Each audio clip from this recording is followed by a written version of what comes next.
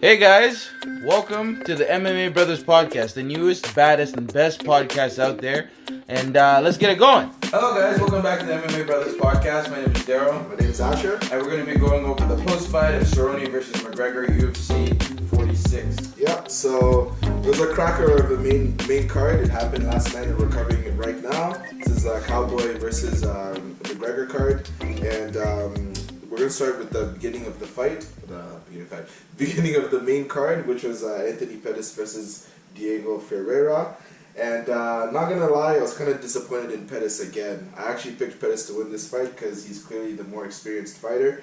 But he's been on a slump. He hasn't really won any fights recently.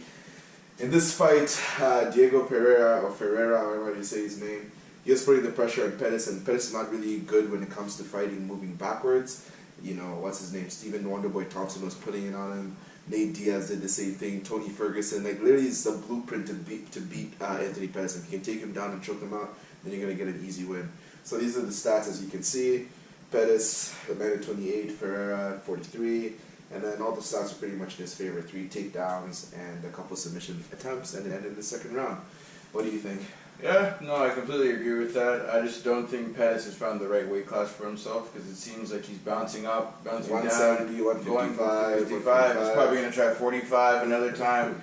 I really think he needs to figure that out. I had picked Ferreira to win because I just knew Pettis is going to be another disappointment. He's talking about suing USADA, but I don't he know needs to figure his career out. Yeah, you guys should really watch that video. He said when he had to take a piss test, there's a glass cap that has a cap thing that he's not supposed to touch, and they're supposed to do it, and they told him to do it, and then he cut his thumb, and then his thumb made him not warm up for the fight, and then he had to get his thumb glued, and then that was on his mind. I don't know, I really don't like it. Bro, he's a former lightweight champion, defended the title a couple times. You don't know what he's going through. Yeah. Young guy, I think he's only like 30 or something, so. Yeah, but times change, man. His skill set has not evolved. He just tries throwing flashy stuff that never lands, so.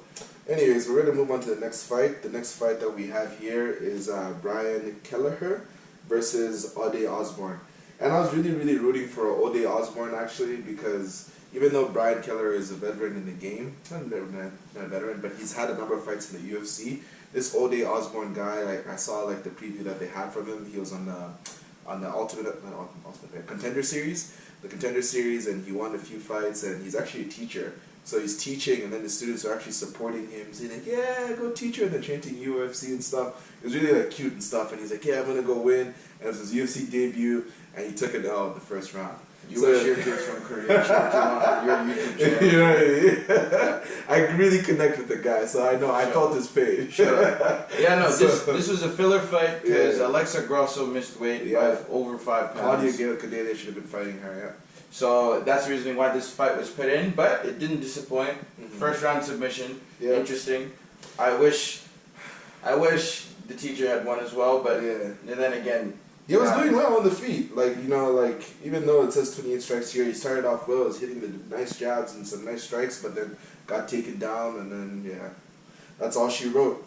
Anyways, we're going to move on to the next one. So the next one we have on the list here is Mr. Aleksei Oleinik. The boa constrictor. Woo! Versus Maurice Greene. Yeah, the stand-up was trash. Oleinik. I'm no one to talk. I know nothing about striking in terms of me actually doing it myself, but I can see trash when I see it. I know what I'm saying. You know what I mean? Oleinik was throwing nothing but overhand rights the whole time. Maurice was ducking. I'm like, Maurice, just hit him. Every single time he throws an overhand. These guys, both of them were gassed after the first round. Bro, as soon as Oleinik throws strikes, you can just smell garbage. Like, what is that smell? That's terrible. Absolutely terrible. Greene threw more strikes.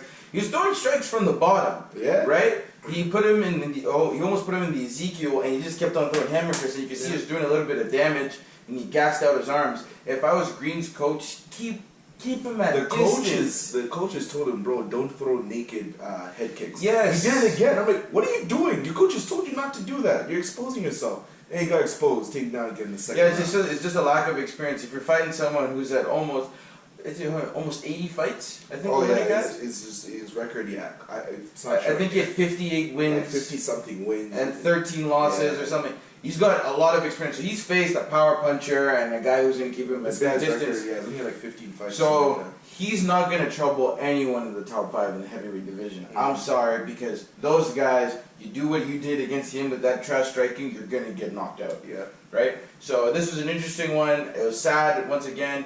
You had picked the boa constrictor. I had picked Greene. You win some, you lose some. Yeah. So let's move on to the next one.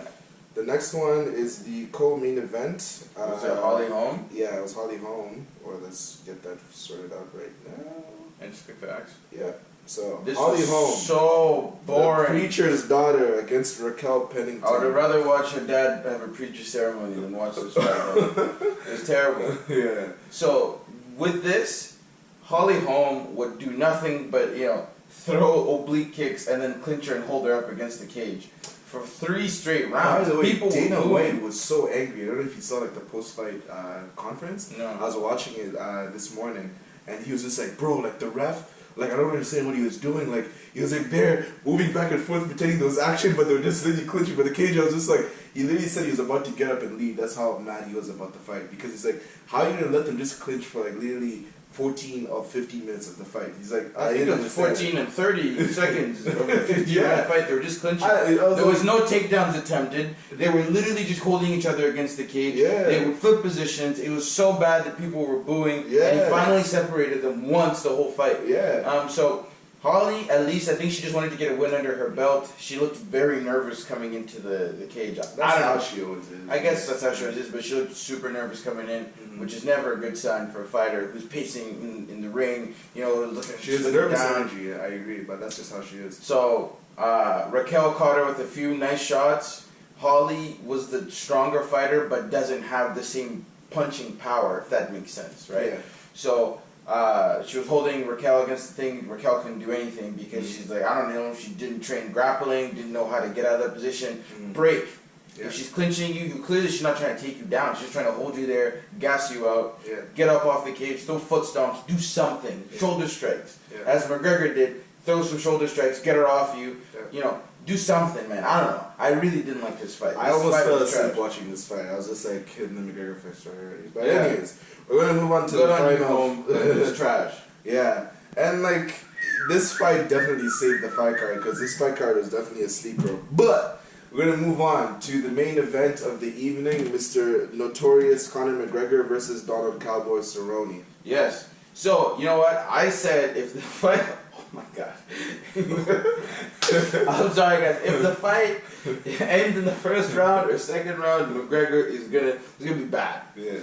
Because I said if Donald lands a head kick in the first round, that's going to maybe get him going. But right off the break, even before Donald can think about what he's going to throw, McGregor just throws a bomb down the gun. The referee was like, okay, fight. McGregor just goes, whoa, Threw a left hand right down the gun. He lost balance too. That's how hard he threw it so hard he needs Cerrone when Cerrone by accident. and then Cerrone clinched, and then he broke his nose through shoulder strikes. Yeah.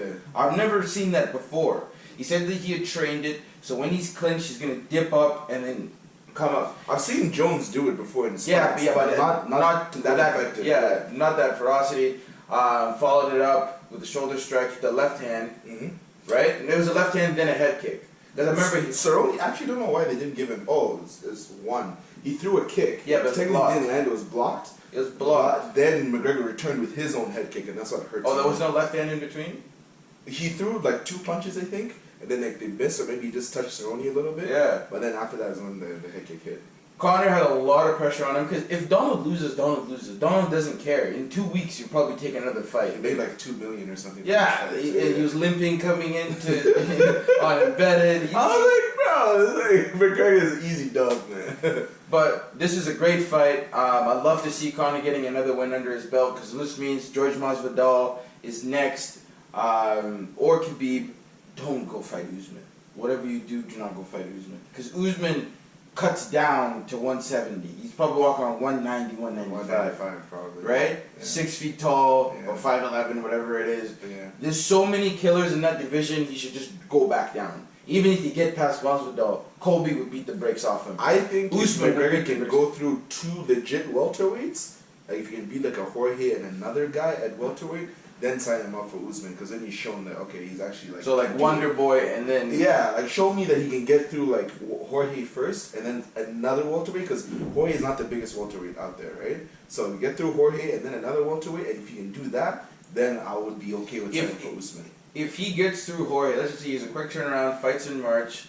When is the Khabib fight? In April, right? April, yeah. So what I think is get through Jorge, wait for the result of the Khabib matchup. If Khabib loses and Tony wins, don't even bother Khabib, because it's not going to have the same. If he beats Tony and then he says one more fight and I'm done, and then Conor goes in there and knocks him out on his last fight, I think that's going to give him a more impetus to say who wants to lose on the last fight and go up and getting knocked out, especially by McGregor. The amount of shit he talked about Russia, Dagestan, this and that. Yeah. That's why people jumped the cage to fight him. Yeah. You know, it was some crazy stuff, and I can't wait to see it again. So Dana White just came out and he said like the next fight he wants it to be what's his name, Khabib versus McGregor. So people are saying like, bro, like McGregor's not gonna wait till like November because he's fighting Tony in April, then Ramadan he's gonna fight in the summer, then he's gonna have to fight in the fall. So McGregor's gonna be out for like what, 7-8 months. Dana was like, yeah, I'm okay with that. I can make McGregor wait. He said, McGregor's like, nah, bro, I'm not waiting. He's like, I'm fighting this summer. Is what he said.